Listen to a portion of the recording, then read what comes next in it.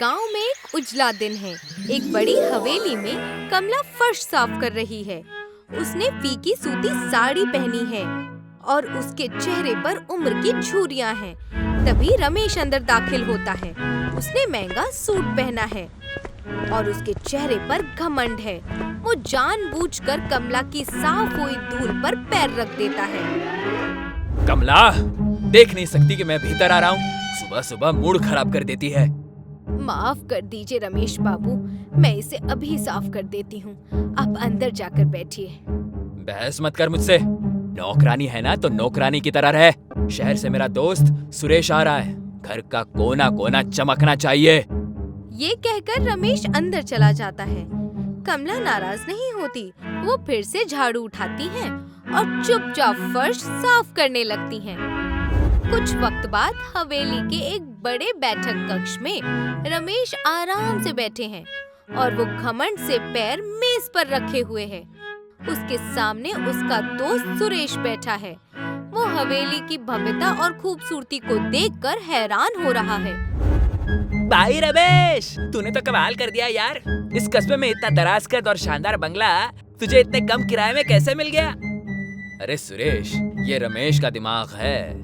उसका कोई शहर वाला एजेंट है। उसने अपनी बातों में उसे फंसा लिया। तभी कमला चाय और कुछ नाश्ता लेकर वहाँ आती है। वो ट्रे को मेज पर रख देती है। और ये कौन है? तेरी नौकरानी? हाँ, ये कमला है। घर के साथ मुफ्त में मिली है। कमला चाय देकर खड़ी हो जाती है और कुछ वक्त रमेश को अजीब तरह से देखती है। रमेश को ये बात अच्छी नहीं लगती। क्या देख रही है ऐसे? जा यहाँ से। हमारे लिए दोपहर का बढ़िया खाना बना। जी बाबूजी, जैसा आप कहें। खाना बेहद लजीज बनेगा। आप बस आराम कीजिए। कमला खुद पर यकीन के साथ मुड़ती हैं और वहाँ से चली जाती हैं। सुरेश को उसका ये बर्ताव थोड़ा अजीब लगता है, मगर वो इस बात पर ज्यादा गौर नहीं फरमाता। कुछ वक्त बाद कमला रसोई में कई बर्तनों में लजीज खाना बना रही है। वो एक बर्तन को चलाते हुए अपना काम पूरा करने ही वाली होती है। तभी रमेश जूते पहने ही साफ रसोई में दाखिल हो जाता है और फर्श पर जगह जगह जूतों के निशान पड़ जाते हैं। उसके चेहरे पर गुस्सा नजर आता है। कमला, मैंने तुझसे कहा था कि आज शाही खाना बनना चाहिए। ये तुम मामूली दाल चावल क्यों बना रही हो? रमेश बाबू, ये मामूली दाल चावल नहीं है। ये इस गांव के सबसे महंगे और खास बासमती चावल हैं और दाल में जो तड़का लगाया है उसकी खुशबू पूरे मोहल्ले में जा रही है। आप खाकर तो देखिए। तू अब मुझे सिखाएगी कि बेहतरीन खाना क्या होता है? अगर दोबारा मुझसे जुबान लड़ाई तो उसी वक्त घर से बाहर निकाल दूंगा। याद रखना, इस घर का बादशाह मैं हूँ। कमला रमेश की ओर देखती है। उसके चेहरे पर सख्ती साफ नजर आती है। पहली बार रमेश थोड़ा घबरा जाता है और एक कदम पीछे हट जाता है। आप ठीक कह रहे हैं बाबूजी, मैं तो बस अपनी जिम्मेदारी निभा रही हूँ। आप नाराज मत होइए, खाना टेबल पर लग जाएगा। रमेश गुस्से में कुछ बड़बड़ाता है और फिर मुड़कर रसोई से बाहर चले जाता है। कमला बस हल्के से मुस्कुराती है और फिर अपने काम में लग जाती है। शाम को रमेश और सुरेश महंगे कपड़े पहने गांव के बाजार से होकर गुजर रहे होते हैं।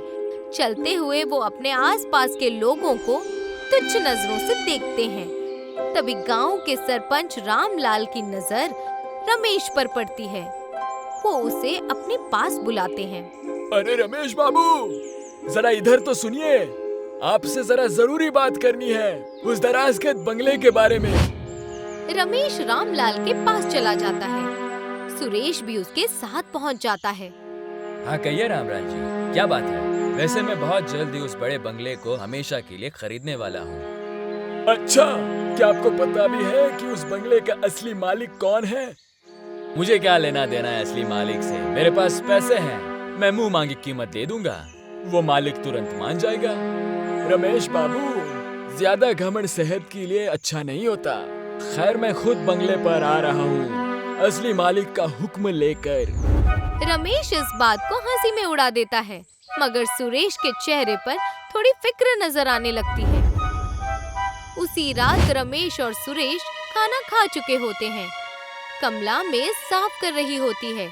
तभी रमेश का हाथ मेज पर रखे ग्लास से टकरा जाता है और पानी छलक कर कमला के पैरों के पार फर्श पर फैल जाता है। ओहो, हाथ से छूट गया। कमला, जरा साफ कर देना इसे। और सुनो, कल सुबह जल्दी उठना, रामलाल आने वाला है। यार रमेश, इस बेचारी से रात के 11 बजे साफ करवा रहा है, ये ठीक नहीं है। नौकरानियों पर दया दिखाओगे तो ये सिर पर चढ़ जाएंगी। किस्मत बदलते देर नहीं लगती रमेश बाबू।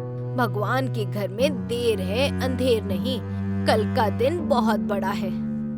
हाँ, कल का दिन बड़ा है, क्योंकि मैं इस घर का मालिक बनने की पहली सीढ़ी चढ़ूंगा।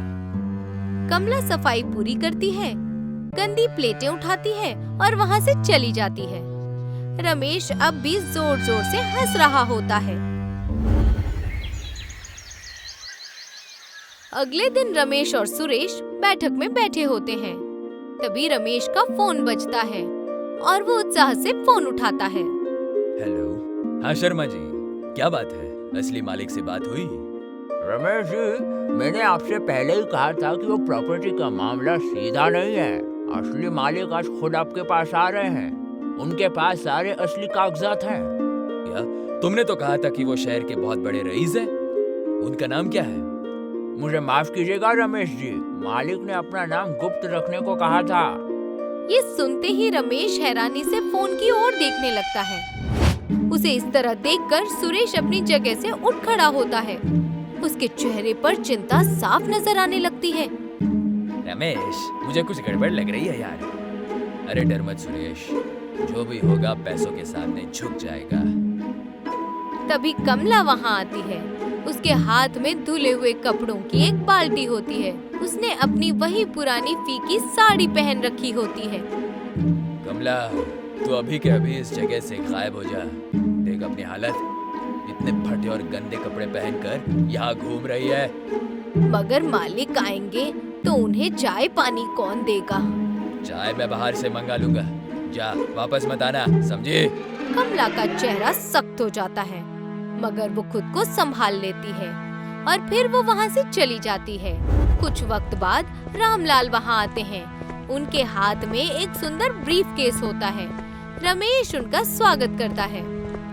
आइए आइए रामलाल जी, मैं आपका ही मुंतजिर कर रहा था। तशरीफ रखिए। आपके साथ असली मालिक नहीं आए?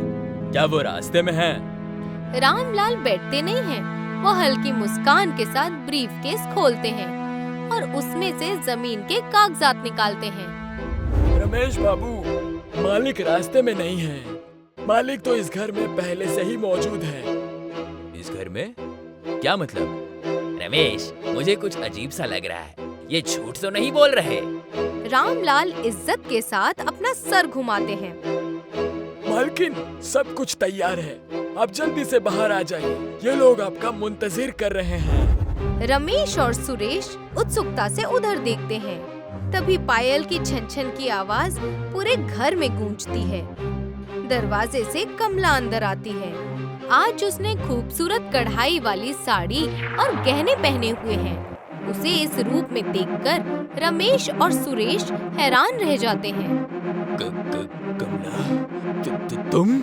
ये क्या ड्रामा है? तुमने ये गहने और जेवरे किसके चुराए हैं? वापस कर दे इसे। तेरी ये जुर्रत! जुबान संभाल कर बात करो रमेश बाबू। ये है इस घर की असली मालकिन। ये है श्रीमती कमला देवी, इस पूरे कस्बे की सबसे बड़ी जमींदार और इस आलीशान बंगले की असली और एकमात्र मालकिन। क्या ये मालकिन है? ए ऊपर वाले, ये क्या हो गया? नहीं, ये झूठ है। ये मेरी नौकरानी है। ये रोज मेरा फर्श साफ करती है। ये मालकिन कैसे हो सकती है? रामलाल जी, ये कोई चाल हो सकती है। कमला आगे आती है और पूरे खुद पर यकीन के साथ सोफे पर बैठ जाती है। ये कोई झूठ नहीं है रमेश बाबू। ये घर, ये जमीन और जिस जमीन पर तुम खड़े हो वो सब मेरी है। मेरे पूर्वजों ने ये बंगला बनाया था। तो तुम यहाँ नौकरानी बनकर काम क्यों कर रही थी? मुझे धोखा क्यों दिया? धोखा मैंने नहीं, तुमने खुद को दिया। मुझे अपने इस पुश्तैनी घर से बेहद मोहब्बत है। जब तुमने ये घर किराए पर लिया तो मैंने सोचा कि देखो मेरा किराएदार कैसा इंसान है, मगर तुमने क्या किया? तुमने अपनी दौलत के घमंड में एक गरीब औरत को इंसान ही नहीं समझा। तुमने सोचा कि पैसा ही सब कुछ है। आज तुम्हारा वो घमंड मैं इसी फर्श पर तोड़ रही हूँ जहाँ मैं सफाई करती थी। रमेश की आंखों में आंसू आ जाते हैं और वो घुटनों के बल बैठ जाता है। उसे अपनी बड़ी गलती का एहसास हो जाता है। मालकिन, मुझे माफ कर दीजिए। मुझसे बहुत बड़ी गलती हो गई। मुझे इस घर से मत निकालिए। मैं आपकी सारी शर्तें मानूंगा। मैं आगे चलते हुए किसी गरीब का अपमान नहीं करूंगा। मुझे यहाँ रहने दीजिए।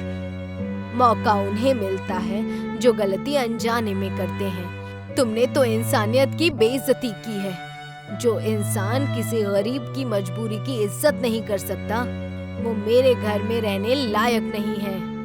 रामलाल उनका सामान और बैग वहाँ लेकर आते हैं और फिर कमला उन्हें जाने का इशारा करती है। रमेश बार बार विनती करता है, मगर कमला अपना फैसला नहीं बदलती। तभी सुरेश रमेश के कंधे पर हाथ रखता है। चल रमेश, अब यहाँ रहने से कुछ नहीं होगा। हमने शेरनी को बकरी समझकर बहुत बड़ी गलती कर दी। अब अपनी किस्मत को कोस और चल यहाँ से।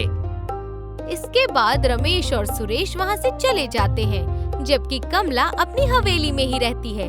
वो अपने सभी नौकरों और काम करने वालों के साथ हमेशा इज्जत और मोहब्बत के साथ पेश आती है। यही सीख मिलती है कि हर इंसान की इज्जत करनी चाहिए, चाहे वो कोई भी काम करता हो। इसी के साथ ये कहानी खत्म हो जाती है।